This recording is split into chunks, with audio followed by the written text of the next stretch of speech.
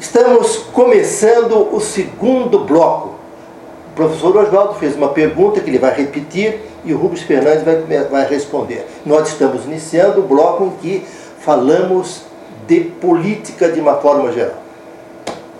Então, entre o global e o local, qual a similaridade entre um e outro? Você que já transitou por esse processo, da questão da indústria, do comércio, da relação do poder público, da política, todas essas relações. Não há diferença, professor Oswaldo. Existe sim as características que o local determina para a formação do global. O que quer dizer isso? Eu, por exemplo, trabalhei em Taubaté, tem uma característica. Trabalhei em Pinda, outra característica. Trabalhei em Guaratinguetá, potencialidade totalmente diferente.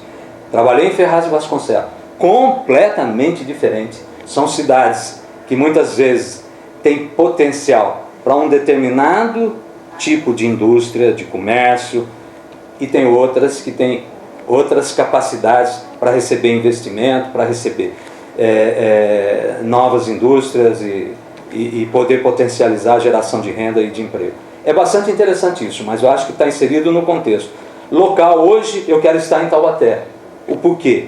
Porque pela determinação política eu tive que, me sinto realizado por ter ido, mas para minha satisfação eu poderia ter dado continuidade ao trabalho que eu comecei de desenvolvimento econômico, de implantação industrial, que é feito até hoje. Lógico que passaram outras pessoas tão boas quanto a minha, mas é mais salutar e mais, eu digo até, para criar mais responsabilidade de você dar continuidade a isso. Mas pela característica política e pelo processo político até cultural, quando você perde a eleição, aí você perde também o seu lugar. Aí você tem que buscar novos espaços, né? Eu acho que com a região metropolitana você começa a dissolver essa cultura e as pessoas que ao longo do tempo agora vão poder observar que o Vale é um só, é um todo, embora a gente more localmente. Eu na minha residência, você na sua residência, mas somos responsáveis para fazer uma sociedade melhor. Então você que pensa dessa forma, isso não entra em choque com a corrente sindicalista do PT de Taubaté?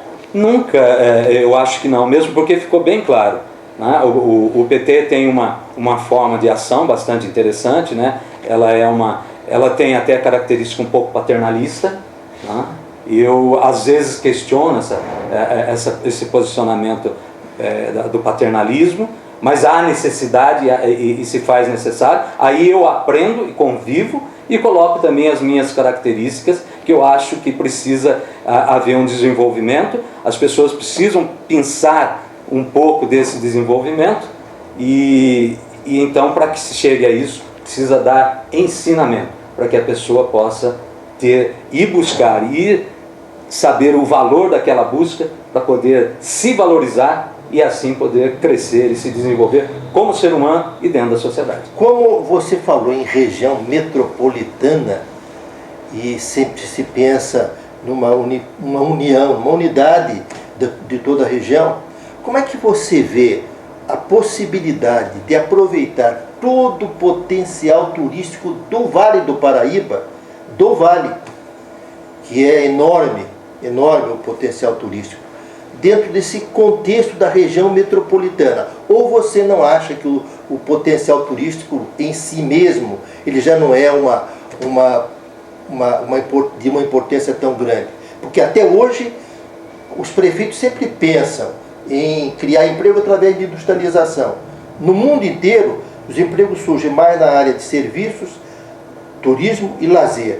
Como é que você pensa turismo, serviços e lazer dentro da região metropolitana do Vale do Paraíba?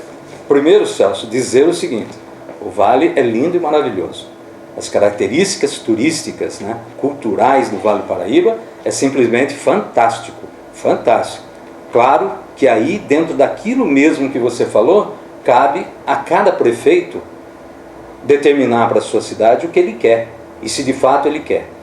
Quis a vida que eu seguisse pelo caminho da industrialização, do desenvolvimento econômico, da área comercial e até a agropecuária, que também pode ser um turismo rural.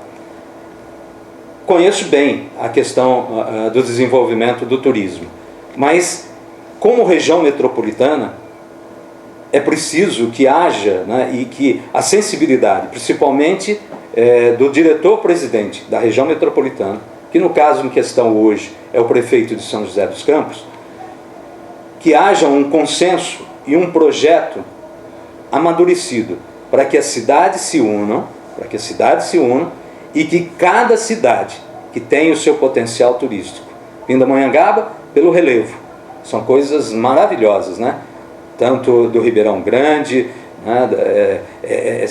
O relevo de Guaratinguetá também, Taubaté pelo sítio do Pica-Pau Amarelo, pelas belezas naturais, né? Pelo distrito de Quiririm, pela colônia italiana, que virou talvez não um bairro da felicidade como é no Paraná, que só restaurantes, mas eu ainda tenho fé, e foi meu objetivo no passado, que venha a ser assim, e eu tenho certeza que os meus netos enxergarão isto.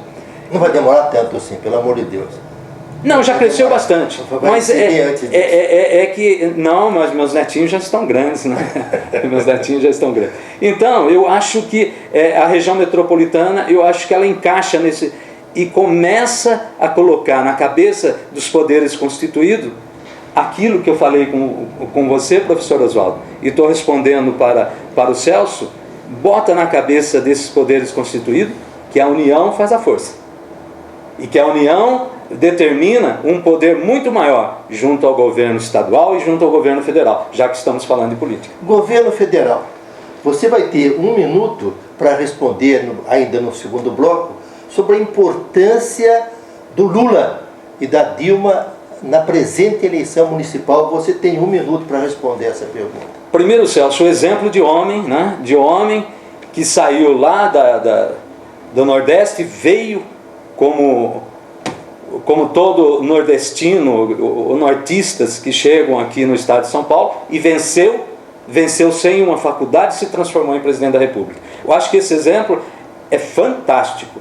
E um outro exemplo que o Lula deixa, ele deixa o exemplo que ele, sabedor de que ele não tem todas essas características exigidas pela sociedade, principalmente na política, ele foi se aprimorar. Ele foi se aprimorar e passou, né, a incluir no seu vocabulário não sei quantas tantas palavras. Ele foi buscar o terno e a gravata, ele foi buscar um equilíbrio para poder superar toda a falta da estrutura educacional de nível superior que ele não tem. Eu achei isso fantástico.